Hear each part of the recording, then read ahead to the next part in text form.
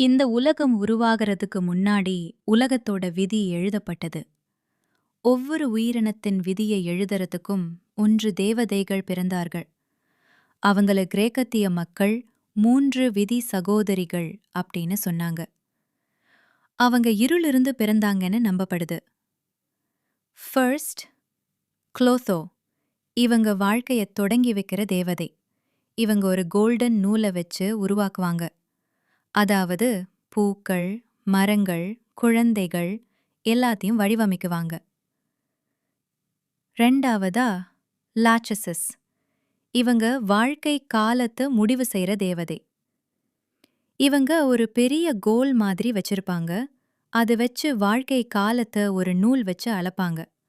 அது ஒருத்தருக்கு சின்னதாகவும் இன்னொருத்தருக்கு பெருசாகவும் இருக்கும். கடைசியா ஆர்டியோபோஸ். இவங்க மரணத்தின் தேவதை என்று சொல்லுவாங்க. இவங்க 2வதா சொல்லிருந்த லாச்சசஸ் அளந்த நூல் முடியும் போது வெட்டி விடுவார்கள். வாழ்க்கை பிறக்கிறது, பயணிக்கிறது, முடிகிறது. ஆனா அந்த பயணத்தை உணர்ந்தவனே அதன் உண்மையான பொருளை புரிந்து கொள்கிறான்.